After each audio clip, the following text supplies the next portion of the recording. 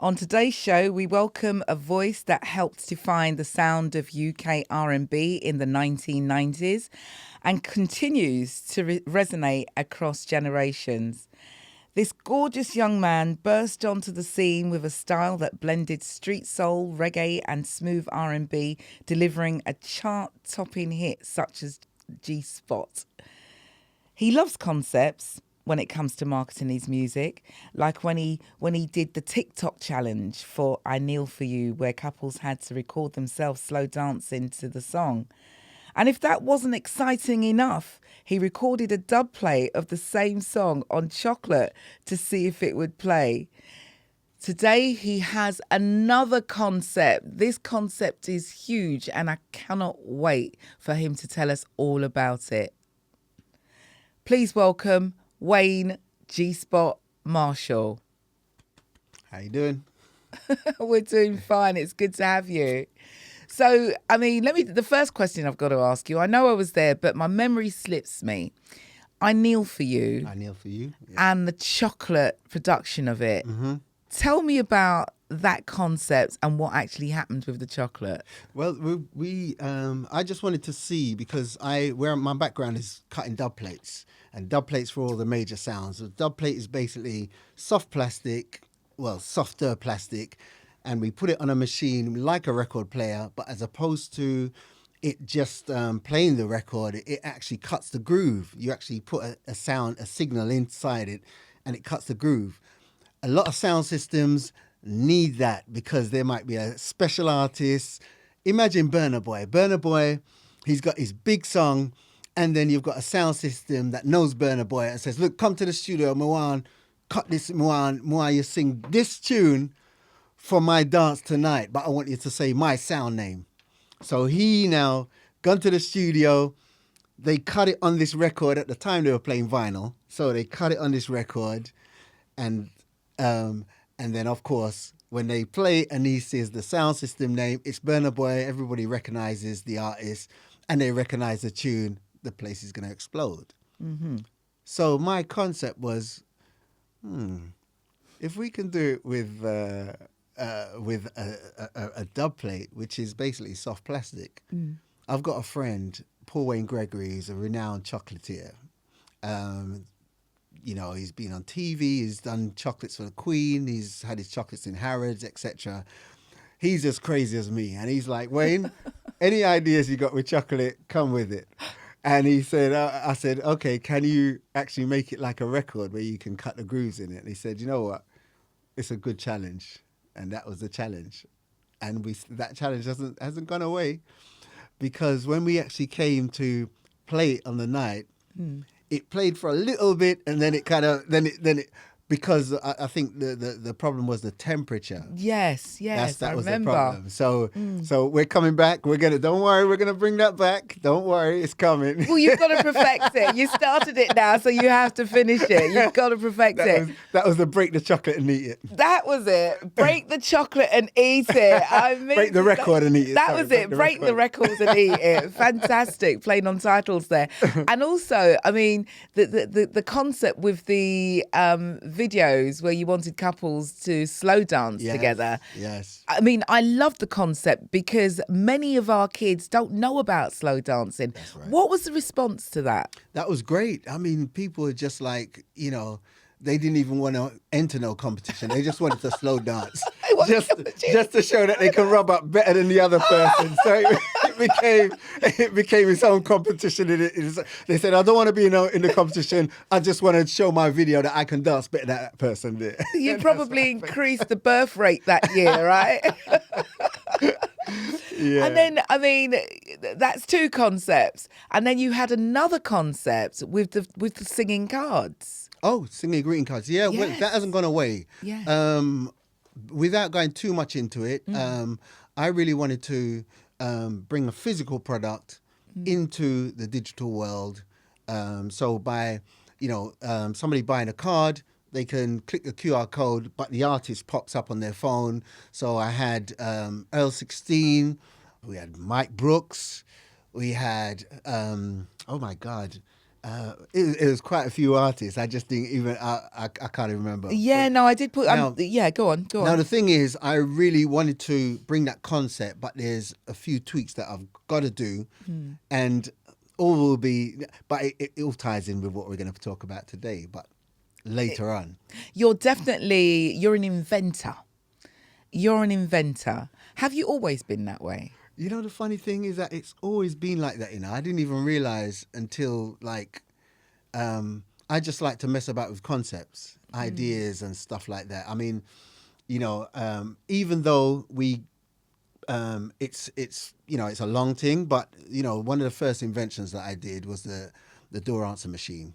What? I didn't see this in your bio.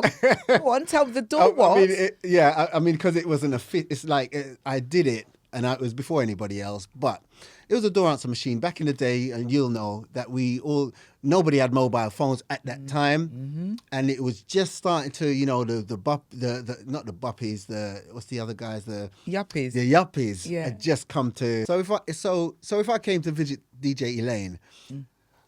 It's unless I actually, because no disrespect, but we're black at the time, right? We're not carrying no pen, we're not carrying no paper, no book, no pad to leave a message to say DJ Elayne, Wayne Marshall came to a yard and check me at the youth club up the road. Yeah. It's only until I see you or I see somebody, me check Elayne in on. If you see her, let her know that I'm looking for her. Yeah. Apart from that, we ain't gonna, you wouldn't know that that you read. Right. Yeah. Okay. So something come to mind and say, okay, well, we've got answer machines, telephone answer machines. Yeah. Imagine if we adapted intercom. Yeah. And adapted it to an answer machine, a door answer machine that you leave at the door. Yeah. Now you could press the intercom, and the intercom says, "Oh, please leave a message after the tone." Yeah. And you hear boop. So when Elayne comes in now, she sees it blinking a couple of times. She could go in and she can get her messages and say, "Yeah, Wayne, come check in."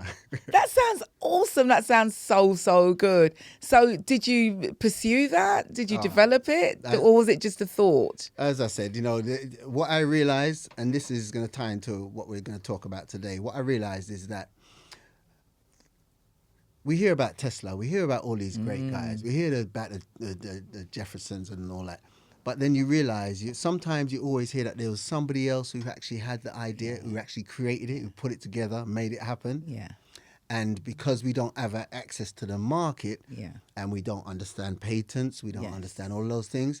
So, just to give you a quick synopsis of that, what happened is that I was in the States and there was something on TV, looked official and stuff as a major company. Yes, if you've got an idea, we can help you bring it to market. When I came back to England, because they said, if you live in England, go to the sister company. When we went there, and they heard my tone. That time you had to always put, is it 50 pence? And then it went up to £1 in the phone box. Yes. Okay. So when they heard my tone, they said, "Oh, so who came with the idea?" I came with the idea, and they said, "Oh, okay, we need to check the mother company in the States," and they checked it out. They said, "Who came with the idea?" Because the mother company said, "There's nobody coming." Of course, I come with the idea. After that, and they said, and then they said, "Oh yeah, well, what you got to do, you got to get patent, you have to have all this stuff." And I said, "Yeah, well, you did say that you helped bring it to the market." "Oh, well, it's going to cost them." And it was all this, and then when you're trying to get them now, couldn't get it. 2 years later, my sister said, "Oh, remember that idea that you had? It's on the market. There was a little magazine that they used to send out called Innovations. It was in the Innovations magazine." Them. It's, so I just realized that, okay, you know what? Sometimes you come with the things, but you've got to bring it to the market.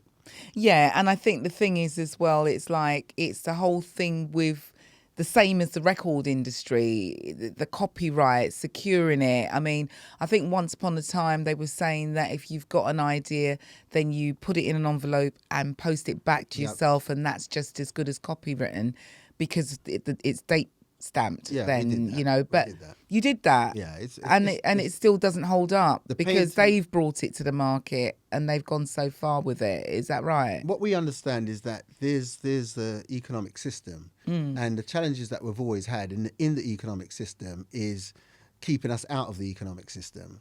So as a culture, we always have challenges, and you know, we'll get to a point where we're blaming ourselves. But the real deal is that there's always that, you know, it goes on many different levels. So the real deal is that, you know, until we can bring things to our market. So I said, okay, let me deal with stuff that is maybe not as big as that. Let me deal with stuff that I can bring to the market and bring.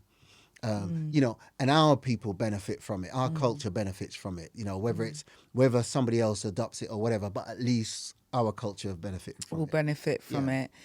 Going back to your cards, though, I thought that was such a brilliant idea. Was it also where you could feature on it as well? Am I wrong in saying that? Well, it does it all different. There's all different ways. So for argument's sake, you've got the concept of the artist, which I initially had, and then we can adapt it in different ways. So you know, in terms of like, for argument's sake, people putting their own pictures and stuff on it, you know. But all these things, again, it's an infrastructure, and it takes management and all that stuff. I like to come up with ideas, and I said, you know what? Okay, now I need to put an infrastructure in place in order to accommodate these concepts and these ideas. No, wonderful, wonderful. Well, I'm here for you all day long. If there's anything I can do, definitely. Wayne, G-Spot Marshall, just definitely. touch the spot and I'll be there. Yes, all right. Good. So talking about G-spots and all of that, I don't know how it relates, but maybe it does, I don't know. But it's probably a year now since you've got married, so congratulations. Thanks so much. It's not a year yet, it's March. Because I kneel for you. Does your wife feature in that video? No, she doesn't feature. Oh, it's not your wife that features in that video. No. But she shot the video. That's it. I knew your wife had something to do with that. Very, very, very talented and very creative. So she made the trousers I got on. And she made your trousers as well. Now we're going to have to see it. Well, she did the wedding. She did the whole wedding outfit, everything. Yeah. Oh, she made her dress as well. She's ain't no joke. She ain't no joke. Well, she's with the right person, because you're both very, very creative.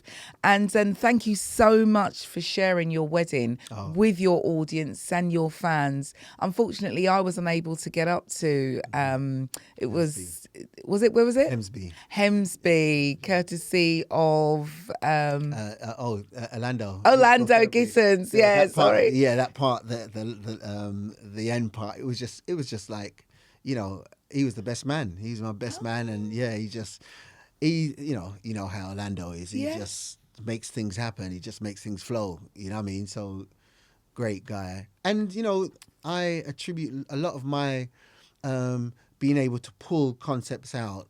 I attribute he's really kept me. You know, he's kept me focused, and he's always, you know, when we was. Because he managed you at one point. Yes. So we was hanging out every day, and to see should I say, to hear his brain whirring every minute. Yeah, and that laugh, and the glasses, and the jackets. Yep. Yeah, you showman.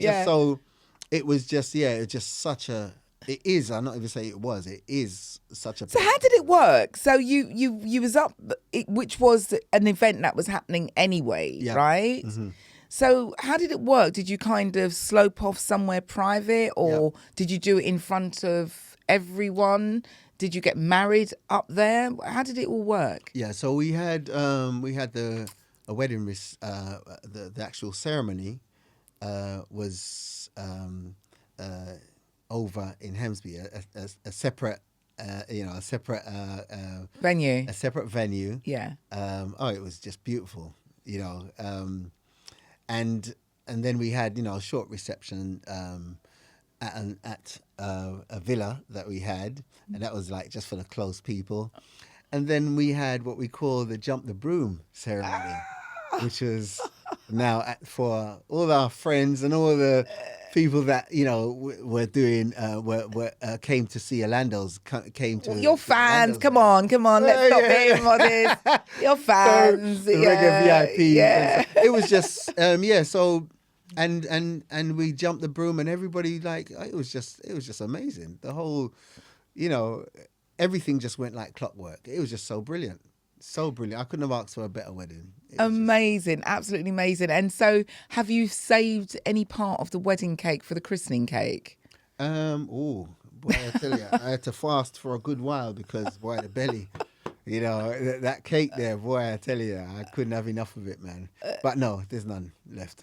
There's No, none we'll left. make a Oh, new one. We'll make a new you one. make a new one for Yeah, the we'll christening. have a So, new do one. we have any little Wayne G Spot Marshalls to look No, forward no, to? no more coming.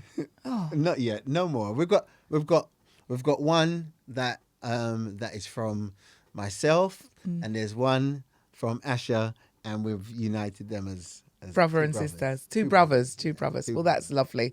Well, on that note, let's take a commercial break. On the other side, he mentioned it about 3 times already about the concept that he's come to talk to us about. Don't go anywhere.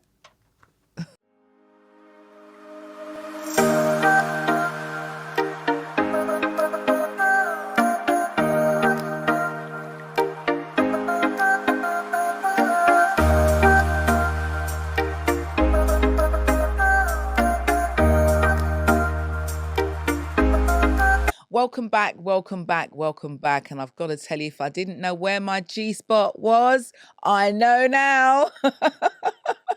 We've got Wayne Marshall. I'm pretty sure over the years he's had so many different variations on the joke G spot or that hit the G spot. You know, Wayne, up till now, if you are on the bill, you cannot leave that stage without performing G spot. Did you know that it was going to be such a mega hit for you? I didn't know. I didn't know. We did. Um, there was like it was like a 14-track album, Wow. and the album did well because very, very well.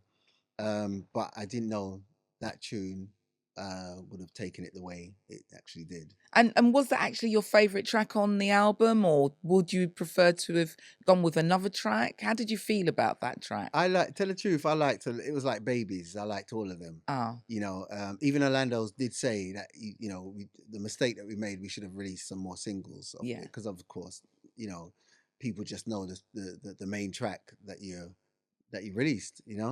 So didn't really know, but they're all my babies. I love all of them. Yeah, no, I can well imagine. And did you get a deal? Did you get signed from that track or Um, that album? no, we didn't get. I didn't get signed. Oh, Of course, it's one of those things where when you know, it's weird because you had many groups that were more doing like pop music or rock music or whatever, and they wouldn't have sold not even half of what we sold, yeah. and they got a deal. Mm. We had somebody who offered us a deal initially, and that kind of went kind of sour. And we found out later on, and he did admit that he put a bad word out in the industry about us. And yeah, and when we found out later on, through another person who used to work for a major company, um, who when he actually sat down with Orlando one day and realized, hold on, this guy actually knows about the music industry. How do you know about this? And he said, Orlando says, look, I used to do sales. I did insurance and I did sales, and on both accounts, I've had about 30 odd people working underneath me. So I just applied it to the music business. The guy said, that's not what's going around in the industry. He said, what's going around in the industry? Yeah, He yeah, said, yeah. you and Wayne Russell are just ignorant and arrogant, and you ain't got a clue about the industry. Yeah. No. So, and he said, "What? Didn't you realize why nobody offered you a deal? Because that was so." And then when he finally, went back, he was actually helping somebody at the time, because they had got a major deal and a label deal, and they were like signing artists and stuff like that. And the deal actually kind of went bad, um, without saying, everything kind of went bad for the person, and Lando was helping him. And Orlando said, he went back. He called me at the same time, Mm. and then he went back to the guy and said, "Oh, guess what? Wow, this that." And the guy said, "Yeah, it was me that put it out Oh, because really? remember I He tried to sign admitted? you. Yeah, I remember I tried to sign you, you know, that time he was kind of drinking a lot. His wife had left him and all that kind of stuff, you know. So, but these, you know, these are the things that's happened. You know, these things happen, and what can we say? You know. Well, I mean, the So thing is, yeah, sorry, continue, sorry. yeah, so it was really about, you know, for me that kind of reminded me, like at the time it was like, okay, how do we kind of do this for ourselves? How could we have carried it on without looking for a deal, for argument's sake? Mm, You know what I mean? doing it for yourself. Yeah, I think that was the kind of key thing that I learned from there. You know, And so do you think that if you were to pick that track up from the 90s and release it now, how do you think it would do now if it was first time release our first now? time release. First time release now. How do you think it would do? You know, it's one of those things where that was a moment in time. Mm, mm, mm. R. You know, Kelly period. that was a moment in time, and Yeah. there was like lots of things that supported that to Right. happen. Mm. You know, yeah, it kind of fits in with what, you know, what I'm kind of thinking about and what I'm doing today. You know what Ah. I mean? But you know, I'll tell you more about that later. I can't wait. So so when you think back to then, because I mean looking at you look so young, and I'm not gassing you. You look so young. Thanks. You do. Nobody would know that you released that track in the 90s. So you would have seen the industry change. So we've gone from, I don't know, what do they call it? What do they call it? Can I say before Yeah, it's interesting. I mean, yeah, I've had a lot of people say about you know, the youth, how I look young and yeah, stuff, and um, quite a few situations. I remember one where I think it was at Hemsby actually, yeah. and you know, somebody came up and said, you know, I heard somebody saying about Wayne Marshall. You look like Wayne Marshall. Is that you? Well, they said you look like Wayne Marshall, like you Marshall. So he said, and they said, is he your dad? And he said, no, like this is Wayne Marshall. No, I know you're just. And it was like, right, my wife always talks about that. She laughs. So, you know, so we're lots of little stories Yeah, along that. I was doing a stage show one time, and I was yeah, actually singing, yeah. and there was a girl pouncing up and down in the front, and she was kind of like all vexed, and I had to stop the music, and I said, you know, what's the problem? You're not Wayne Marshall. You're not Wayne Marshall. She says, I've got the album here, and she actually showed the album. Yeah. You're not Wayne Marshall. I was 14 when I was listening to this song. You're not Wayne Marshall. You can't be. You know. So that's, you know, and it's only after the DJ said, no, it's him, and you know, and we became, you know, good friends And that day. You know, so I signed it and everything. that's brilliant though. But yeah, of course, you know what I mean? Because I mean, all right, forget the question I was going to ask. What's your skincare routine? Oh, my skincare? No, you know what? I just, you know, I think it is. What? I think God has a purpose for me, and Ah. there's something in that. I don't know what it is, you know, but I just think God has a purpose, and He's just keeping me to fulfill that purpose. I don't know what it is. That's all I can say. And do you think we'll learn more about it a little bit later on in the show? Oh yeah, of course. Yeah, And so, are you still recording music though? still You are, recording. Still yeah. What recording. can we look forward to? Well, right now we've got the new single. Change Hmm. is gonna come. Hmm. Um, best way to explain it is that if you're from if you're from the Afro Caribbean diaspora, Yeah. and you feel that the system has been weaponized against you, Hmm. this song is for you. Oh. Change is gonna come. It's for you. I've Oh. reimagined the Sam Cooke song. I've tweaked the lyrics. You know, that rights anthem. We've changed the lyrics to relate to today's, you know, to speak to today. Yeah. When we think about, like, you know, it's so interesting because when you think of like social media, Mm. it's really cracked open the system that we all knew about, Yeah. and now people are actually seeing it. Mm. we're actually seeing, it's actually just, it's cracked open the core. And as a result, we can see the Theresa May low hanging fruit policies that affected us, you know, and it really shows that, like, even though, the fight ain't over, you know, we've got a lot to do. We've got a lot. If we come together, if we collaborate, then I think the world is our oyster, which is really what It's we our have to time focus on. now. So It's do our you, time. so the landscape of the music industry then has changed because you've got the benefit of digital, where back in the day it was analog, a lot of paperwork, a lot of it took a longer time Yeah, to release and get a track to market. yeah.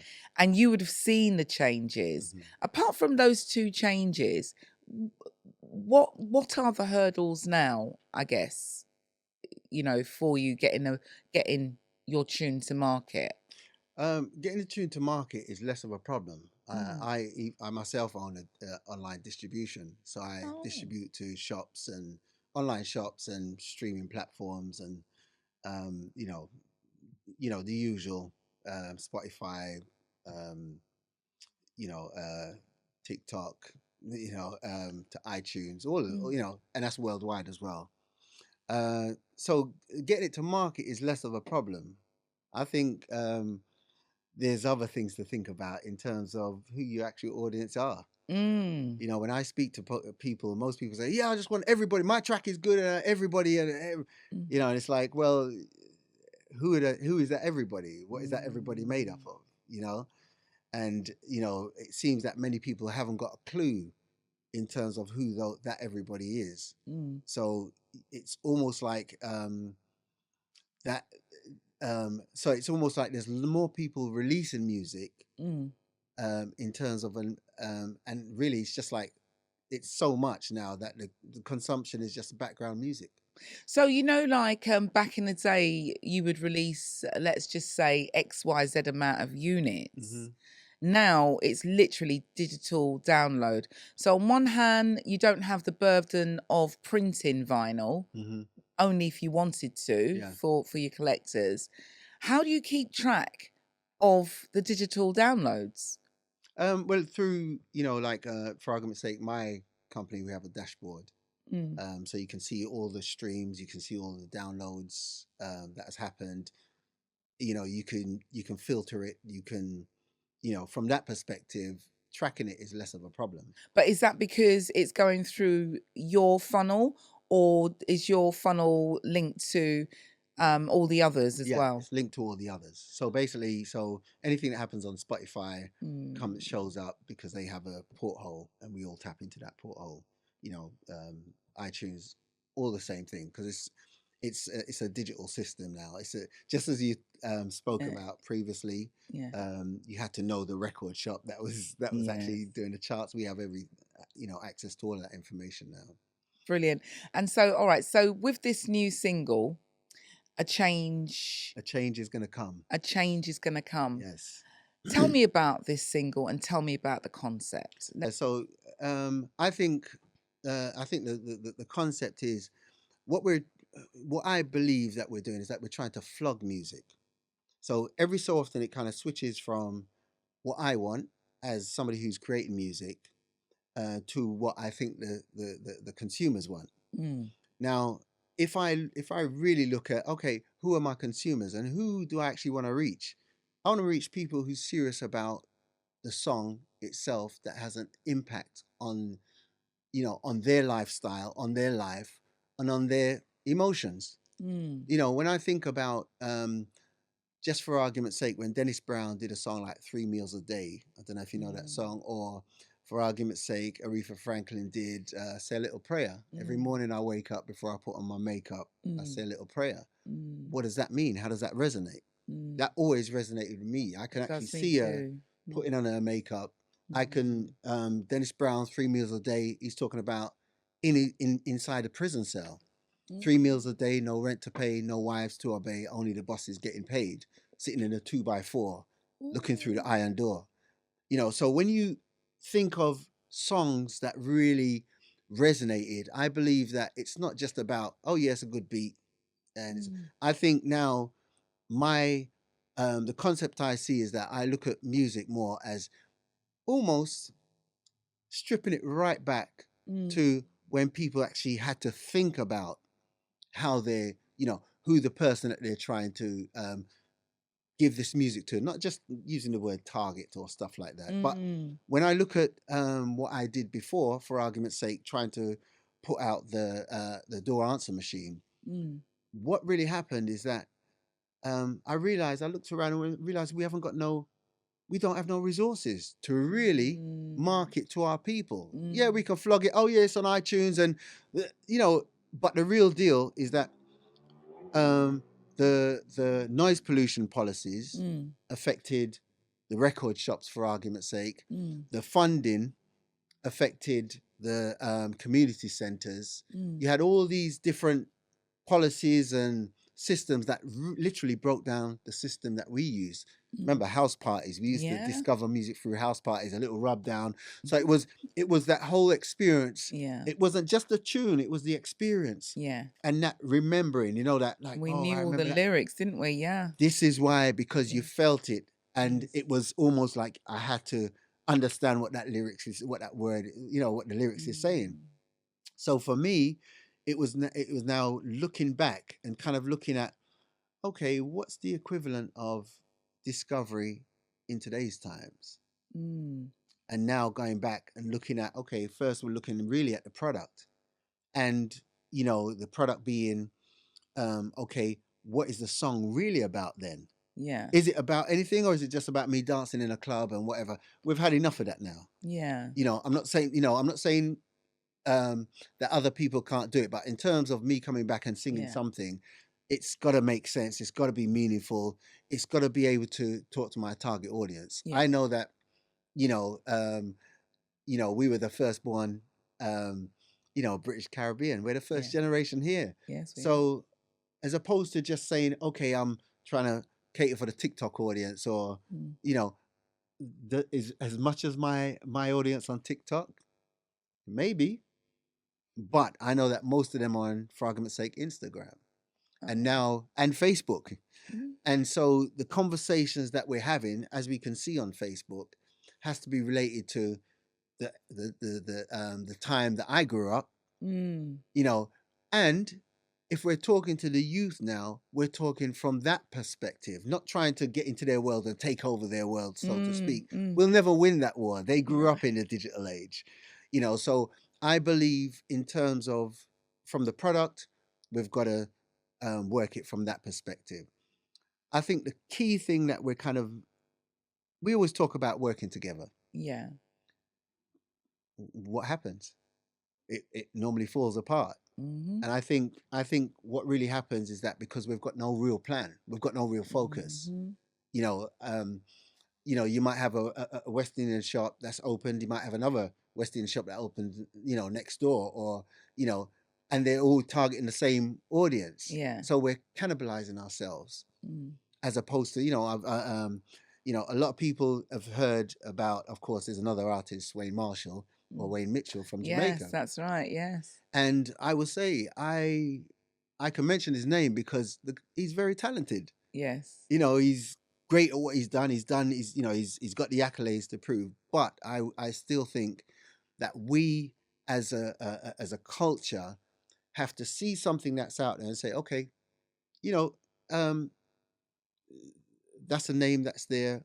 We shouldn't touch that. Maybe I'll change my name slightly and whatever. Because you were here first. Because we were here first. But not, as I said, not to take anything away, but what I'm basically saying is that as opposed to kind of compete, whether it's for a name, whether it's for anything else, we should collaborate. Now, collaborate is slightly different. Yeah. Because collaborate now means that there's an intent for us to actually create something that can actually benefit our community or our culture. And that's really where I look at. You see, like when I come into this studio here, and I see Mighty here, he's behind the desk.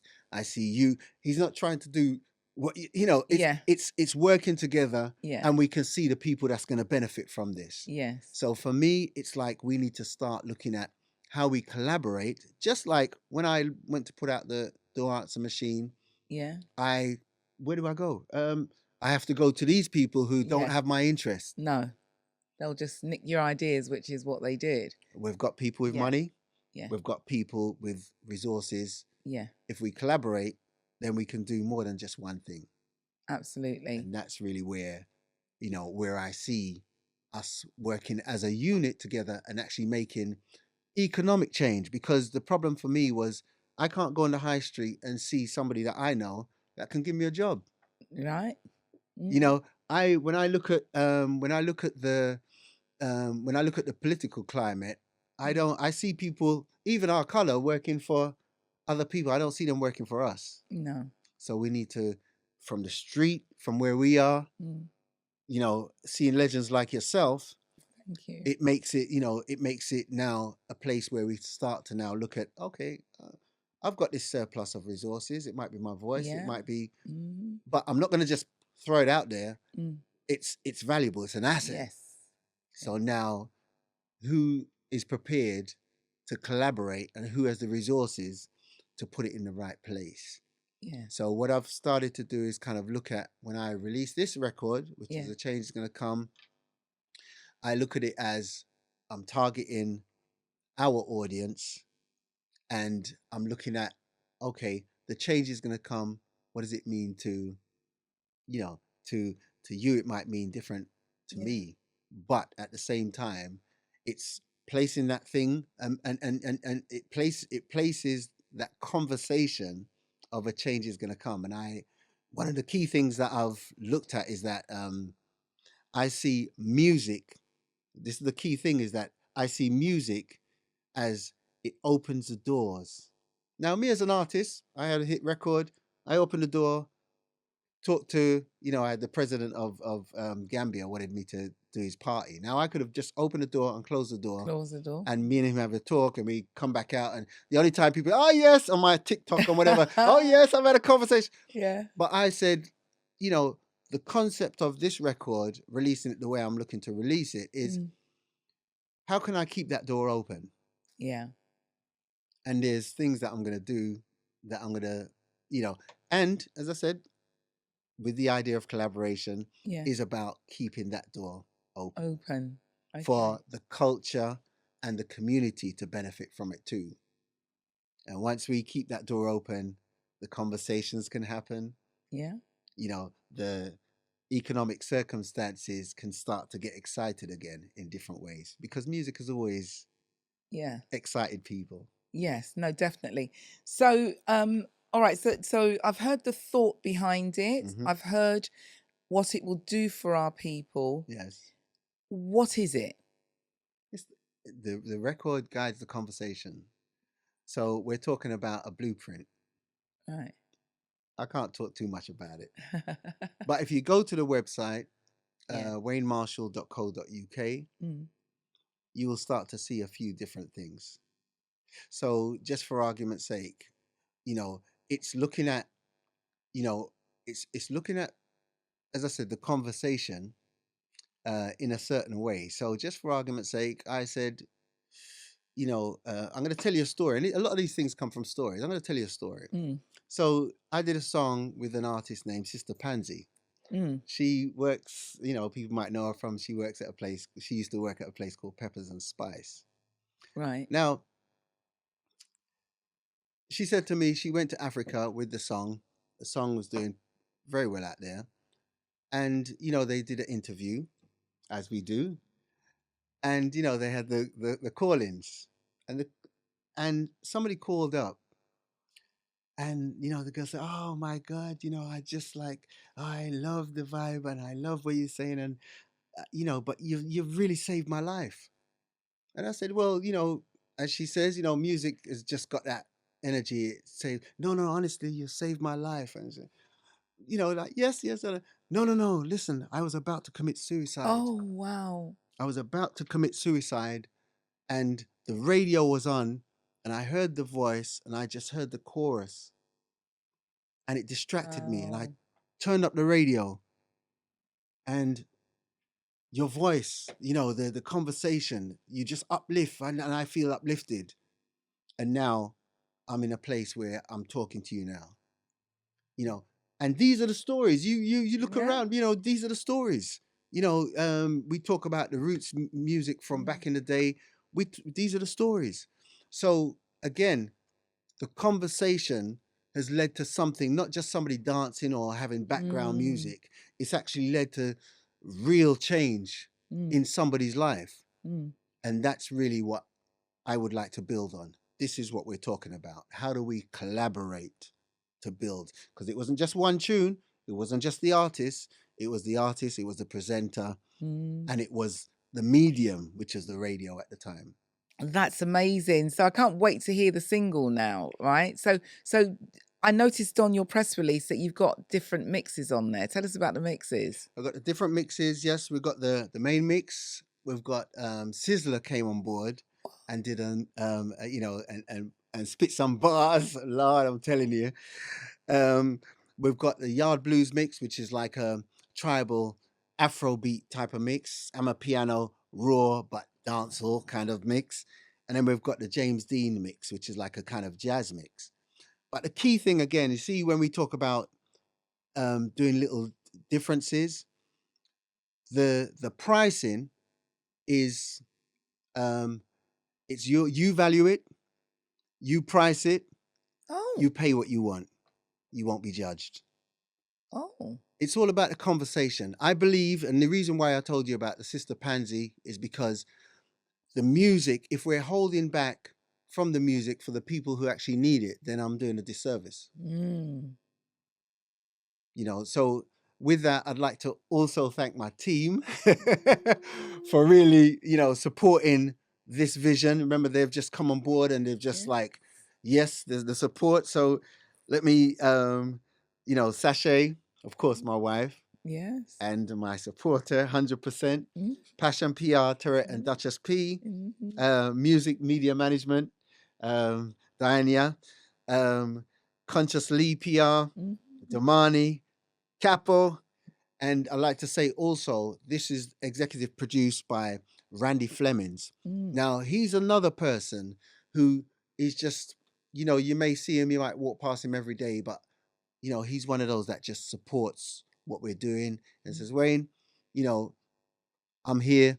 He supported the project 100%, but we ain't got enough time to say what he supported. But in terms of the support, these are the people that we have, all different types of people in the community. So I'd just like to thank you also, DJ Elayne, for being not just the legend that you are, but the trailblazer, still doing it and presenting it in such a way where we as a culture, we as a community can still benefit. Thank you. It's a pleasure. It's an absolute pleasure. And big up Mighty.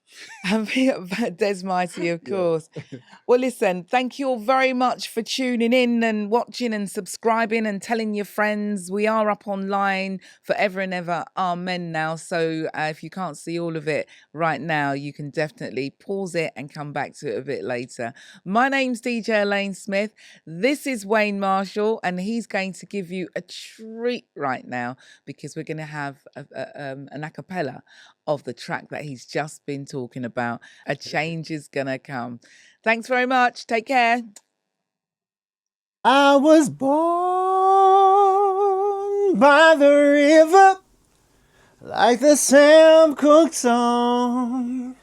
Unlike the river, blood keeps running in my hometown. It's been a long, long time coming, but I know change gon' come. Yes, it is. It's been too hard to living, but I'm on a natural high. Even though the cracks won't count there, stenching out the sky. It's been a long, long time coming, but I know change gon' come. I took my girl to the movies down the road from my crib.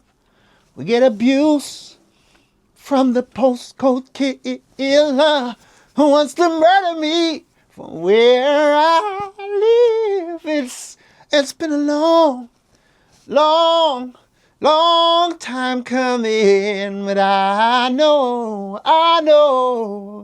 a change gon' come.